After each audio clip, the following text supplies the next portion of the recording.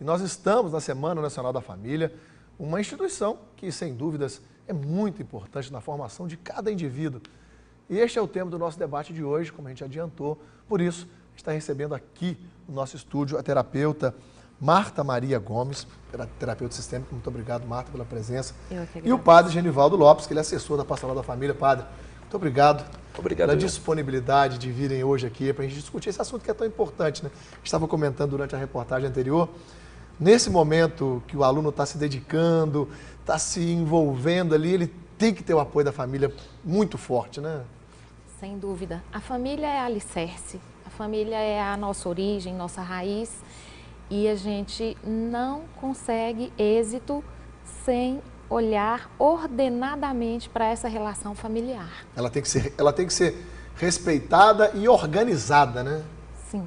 A gente precisa cumprir com os princípios básicos que regem a possibilidade da saúde dentro de uma família. Agora, padre, vocês trabalham dia a dia lidando com, não só com problemas, mas com as alegrias das famílias, né? Que são divididas com todo mundo. Mas o porquê de se ter uma semana para comemorar essa Semana da Família? É importante isso, levantar uma época para se discutir o tema? Com certeza, né? Então, assim, essa Semana Nacional da Família é uma oportunidade muito propícia para que as famílias possam, primeiramente, se encontrarem com outras famílias. Segundo, é uma oportunidade que se tem para poder, sim, valorizar as relações na vida familiar, naquele núcleo familiar. A família encontrar dentro da própria família, né? Que às vezes está tão difícil, né? Com certeza, né? Então, assim, ela tem que se encontrar. E um terceiro aspecto que é muito importante é o momento também que se faz um pouco esse exame de consciência. Se perguntar como que eu estou sendo pai, marido, mãe, esposa, filhos. E a partir desse exame de consciência, perceber aquilo que deve ser mudado, aquilo que deve ser convertido, aquilo que deve ser melhorado para poder viver um ambiente familiar saudável, um ambiente familiar assim, profundamente, né, amigável, para poder o quê? Cada um crescer na sua vida familiar. Agora, Marta, é difícil a gente entender isso que o padre falou, eu tomar o lugar, assim, o que eu estou errando?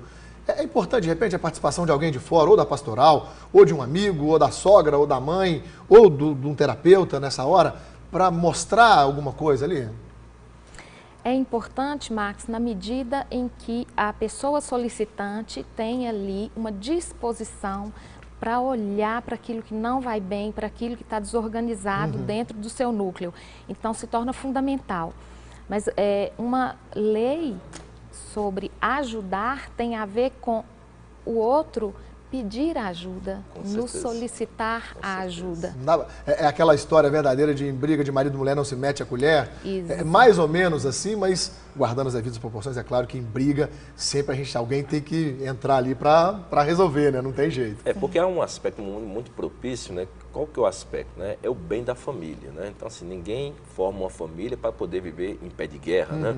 Você forma uma família para poder viver bem. Que eu, marido, possa crescer, que eu, esposa, possa crescer, que eu, filho, possa crescer, cada um com seus dons e com as suas potencialidades. E, com certeza, seja do ponto de vista da psicologia, seja do ponto de vista da política, da sociologia, como também do ponto de vista religioso da Igreja Católica, nós queremos o quê? Que a família possa o quê, né? Se desenvolver. A gente sabe que tem alguns aspectos que acabam o quê, né? Colocando obstáculo, tem alguns aspectos que acabam, né, colocando uma certa barreira, e aí que vem a coragem da pessoa pedir ajuda. Pedir ajuda, né, na igreja, pedir ajuda num consultório psicológico, para que o quê? Através das ferramentas, através da orientação, através da espiritualidade, da direção espiritual, possa o quê, né? Ajudar a pessoa a se recompor para viver bem. E está aberto a esse tipo de ajuda, com né, Marta? certeza, acho que é mais importante, né? Agora, eu vou tocar num assunto complexo agora, né? O padre acabou de falar, é necessário que o pai esteja assim, que a mãe esteja assim, que o filho esteja assim. Aí, Marta, eu vou perguntar para você, hoje, nesse mundo que vivemos, existem outras configurações familiares. Sim. Existe a mãe, ou o pai, o filho, 3 filhos, 4 filhos, 5 filhos, ou um filho só. Como é que lida com essas mudanças e que muitas vezes elas não são muito aceitas? Sim. Dentro dessas configurações novas existem também os filhos da primeira esposa, os irmãos filhos, por parte de pai, os irmãos que moram juntos e não são irmãos. não são irmãos, né, as segundas uniões. E dentro dessas novas configurações, o que a gente precisa ter muito claro é a necessidade de se preservar hierarquia. Isso quer dizer quem vem primeiro, vem primeiro.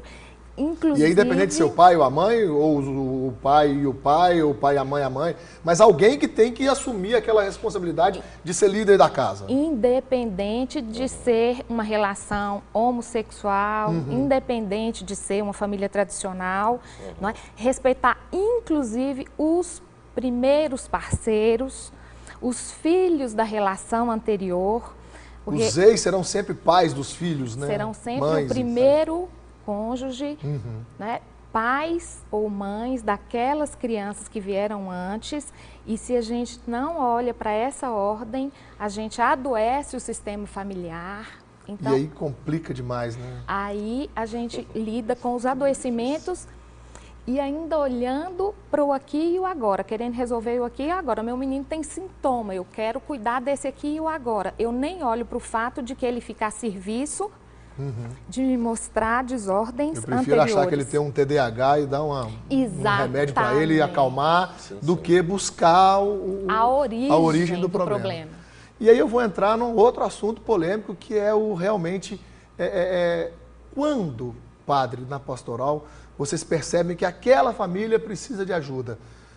Ou não, eu vou deixar resolver, ou não, eu sou padre, eu sou da pastoral e eu preciso ajudar, mesmo que eles não me peçam ajuda. Existe isso. Eu sei que para Marta é mais complicado, não tem isso. Mas na pastoral pode acontecer? Pode. A Semana da Família, né, que começou no domingo e termina amanhã, né, nesse terceiro domingo do mês de agosto. Então, essa semana tem também um pouco esse intuito de poder o quê? Focalizar, né, aqueles problemas, né, que muitas das vezes aparecem dentro da vida familiar. Então, se é através de encontros, através de orações, através, né, de momentos aí, muito eles peculiares, onde que você vai percebendo que a família está em sintonia ou não está em sintonia. E quando isso tem claro para a pastoral familiar, aí a gente acaba o quê? Ajudando aquela família a se recompor, a se reconstruir, a entrar em sintonia. Então, a pastoral familiar, né, na Igreja Católica, ela não é uma pastoral fechada, mas muito pelo contrário, é uma pastoral aberta. Nós queremos trabalhar com todos os tipos de família. Nós queremos fazer com que cada família, né, independente se está na tradicional, ou se está numa segunda união, ou se está vivendo uma situação especial na vida familiar, nós queremos o quê? Ajudá-la a crescer na sua potencialidade de filho e filha de Deus, criada à imagem e semelhança de Deus. Agora eu vou falar de um outro assunto também que é importante, que é a questão da modernidade, do mundo moderno, dessa correria. O planejamento familiar é importante, Marta. Eu tenho um pastor que é o Cláudio Duarte, que é um pastor muito famoso, que fala muito de família, e ele fala muito isso, que as pessoas não conversam antes de casar, por exemplo. Então, casou, um quer ter 3 filhos, outro quer ter um só, mas eles não conversam isso antes de casar. E aí é um ponto de conflito lá na hora. Essa conversa, esse planejamento familiar, não só na questão da quantidade de filhos, mas o que cada um quer ser dentro da família, é importante, Marta? Seria essencial, fundamental, mas a gente então não se forma como filhos, né? Uma vez que a gente se desordena dentro da nossa história familiar, a gente se mete a querer criticar os pais, a querer recriminar e dizer como que a gente faria diferente ou melhor. Aí a gente deixa passar o tempo, a gente nem se conhece o suficiente. E aí, Isso é um problema, né? Ao nos formar como casal, estamos completamente despreparados para então ter as metas, olhar para as metas, olhar para os projetos, né? Saber o que vem a seguir. Eu me ocupei tanto em criticar, em questionar que me faltou amor desse ou daquele jeito, que eu não me preparo para a relação conjugal. A gente estava conversando antes de entrar no ar e o padre falou uma coisa interessante, né? O médico precisa 10, 12 anos para se formar, o jornalista tantos anos, mas o pai às vezes é formado ali numa única vez e ele virou pai, ela virou mãe, às vezes uma adolescente ou já mais velho, mas não estava preparado para aquilo. Isso é importante, padre. O ambiente familiar, né? O ambiente familiar não mais é aquele ambiente vocacional. os pais, né, os educadores, né, familiar, não estão preparando os filhos, muitas vezes, para a vida enquanto pessoas humanas. Muitas vezes há uma preocupação com a formação acadêmica, a preocupação, né? o material, o profissional. Mas nessa maneira de se relacionar humanamente falando... Eu preciso dar os melhores colégios, o melhor carro, se passou no vestibular eu tenho que dar um carro zero, eu preciso da melhor faculdade, mas eu não dou carinho, eu não dou atenção. Não dou carinho, não dou atenção, não dou amor. Nem limite. E nem limite. Nem limite. Então, assim, o que você adianta? Então, é um pouco esse daí. Então, um médico, um padre, um psicólogo, um jornalista leva tantos anos para poder se preparar, para poder atuar. Enquanto que para ser pai e ser mãe, basta uma vez, uma noite, né, uma tarde, uma manhã.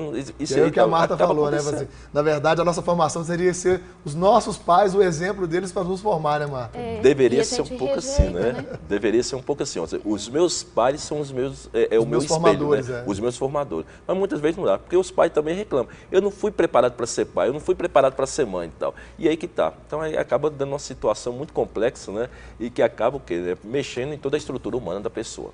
Agora, para a gente encerrar, tem jeito? Há esperança na família? Lógico, a gente tem que pensar nisso todo dia, Marta. Sim, a boa notícia é que tem jeito. A boa notícia é que a gente tem como restaurar vínculos, a gente tem como ordenar as hierarquias, reconhecer que todos pertencem, reconhecer que um casal precisa se equilibrar, né? Eles não podem querer compensar ser pai ou filho na relação de casal, porque é normalmente o que acontece, tem acontecido. Então, tem jeito, é possível. A gente só precisa fazer alguns pequenos ajustes. Dentro de cada segmento, a gente tem como promover essa saúde. É isso, padre? Essa é a mensagem que o senhor deixa para as famílias, né? Hoje? Eu acho que a pastoral familiar, dentro da Igreja Católica, e aí a própria comunidade, é possível salvar as famílias. É possível salvar a pessoa humana. Tal. Então, assim, desde que quando se trabalha, desde a fecundação, vamos colocar assim, até a sua morte natural. Então, a criança naquele ambiente, assim, onde que os valores são cultivados, né? Onde que o caráter, né, é muito preocupante, né? Então, do ponto de vista da psicologia, até os 7 anos é formado o caráter. Então, esse é o momento fundamental, depois na adolescência, na juventude. Então, é possível dar uma nova configuração para a pessoa humana dentro desse núcleo que é a família, que é importantíssimo para a sociedade, como também para as religiões. Muito obrigado pela presença de vocês, ótimo bate-papo. Eu que agradeço. Tenho certeza que alguém de casa pegou alguma coisa boa nessa história nossa aqui, né? Assim espero. Obrigado, gente. Um bom sábado para vocês, um bom fim de semana. Um bom fim de semana com as famílias. Amém. Muito obrigado para você também. Igualmente.